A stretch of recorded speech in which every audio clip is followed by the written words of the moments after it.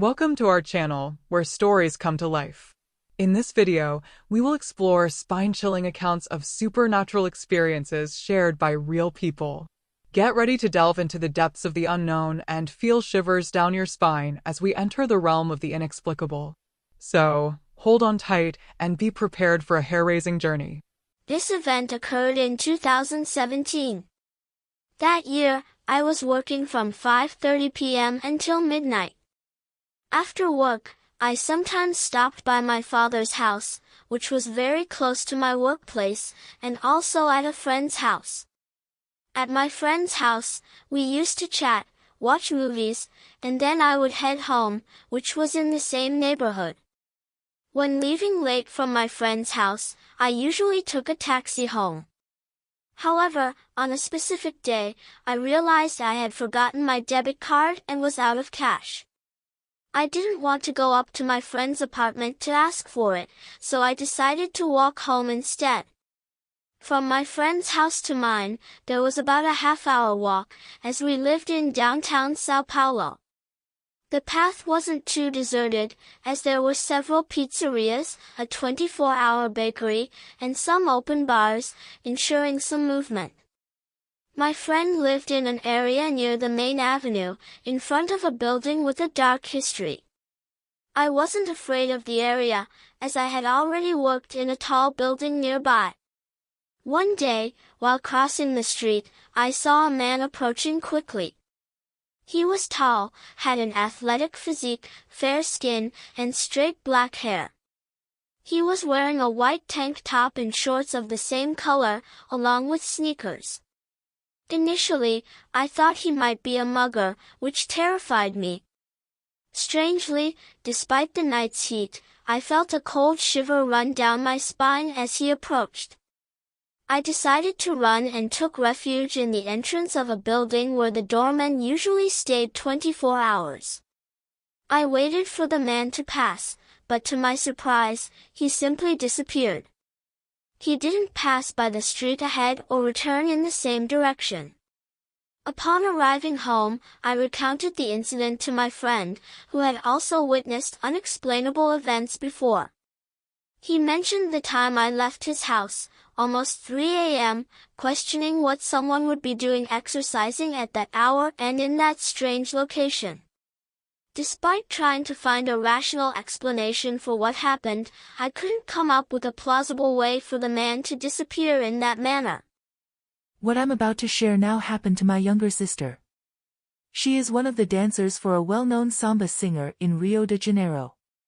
On New Year's Eve of 2008, she had to travel with the group for a New Year's opening show in Florianopolis. After the performance, she and her group of friends went to the beach to celebrate the beginning of 2008. The night was breathtaking, full of magic. The beach was crowded with people celebrating the new year, and my sister's group was chatting animatedly about the show while laughing happily. It was then that my sister suddenly noticed a woman with huge hair standing by the seashore.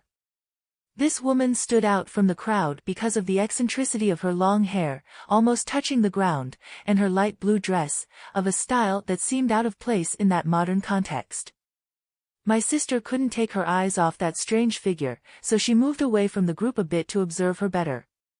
The woman remained motionless, gazing fixedly at the sea, her dress and hair being moved by the wind.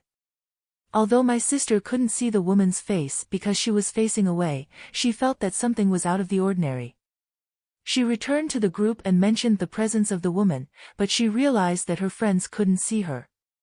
However, one of her friends, who was away from the group, came back and confirmed that he could also see the strange woman. Now, only my sister and this friend could see her. They concluded that, being the first day of the year, that figure could be the representation of the Sea Queen, Imania. Why only they could see her, they wondered, especially considering that many people in the group also frequented Umbanda centers. After a brief moment of distraction, my sister and her friend realized that the woman had suddenly disappeared. There wasn't enough time for her to move out of their sight, which only added to the mystery. Where did she go? Who was that woman? Why could only my sister and her friend see her? Why did she disappear so quickly? These were the questions they asked themselves, perplexed by what they had witnessed. Hello everyone, my name is Jamie, and I'm going to share a story that happened to me quite some time ago when I worked as a private driver for a family here in Recife. In the year 1997, I was the nighttime driver for this family, while during the day there was another driver available to attend to the needs of the young people in the house and the lady of the house in her commitments. My nighttime task often involved taking Mr. Romualdo, my employer, who was a businessman, to business dinners, late meetings, and also to his family farm, which was about 200 kilometers from the city. This farm, dating back to the 19th century and once a property of slaves, had a somber aura that deeply unsettled me. Stories about strange apparitions, like that of an old man who vanished in the middle of the night, and even rumors about werewolves, sent shivers down my spine. On one occasion, my employer and I traveled to the farm as usual, and everything seemed normal until the return trip. Around 8:15 p.m., a tall, strong man wearing a suit got into the car without saying a word. I thought it was my employer and proceeded with the journey.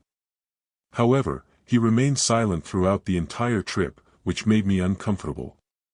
Upon arriving home, I parked the car, and strangely, I no longer saw the man.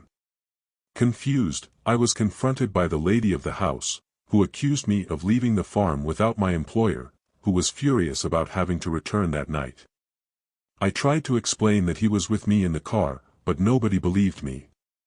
The next morning, I returned to the farm to fetch my employer and ended up hearing terrifying reports from the foreman about unexplained sightings.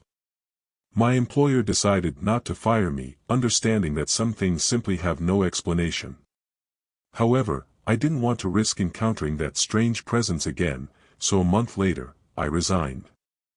This experience made me avoid nighttime travels and spooky places since then. Even today, I can't explain what it was that I carried in the car, but it was an experience I will never forget. The incident I'm about to relate happened recently, in this year of 2010, and it made me reflect on how even in modern times, inexplicable phenomena can occur. 2 years ago, my wife and I moved into the house that used to belong to her late grandmother. After some renovations, we made the place beautiful and comfortable, despite its age. Until the day of this occurrence, we only heard some strange noises in the kitchen, but that would change drastically. As we both left early for work, we didn't always have time to make the bed. We would arrive home, and whoever lost in the odds or evens game would have that task.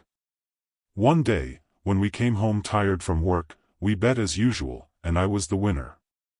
My wife went to the bedroom, and I entered the bathroom to take a shower. Suddenly, I heard a frightened scream coming from the bedroom. I rushed there and found the bed made in a specific way, with the pillows on top of the bedspread and the blanket folded at the foot of the bed. We had never made the bed like that before. We stood there, astonished, unable to understand how that could have happened. A few hours later, my mother-in-law came home from work, and as she lived nearby, she stopped by to visit us. We told her what had happened, and she wanted to see how the bed was made. Upon looking at the bed, I noticed fear in her eyes. With a trembling voice, she told us that her mother, my wife's late grandmother and former resident of the house, used to make the bed in that same way. I am still trying to comprehend what happened, but I confess that I cannot find a rational explanation for it.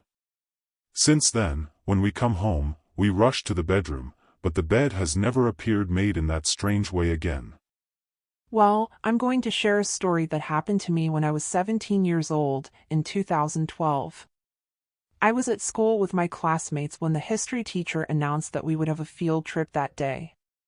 The activity involved conducting a street survey to assess people's knowledge about some rights and duties of citizenship.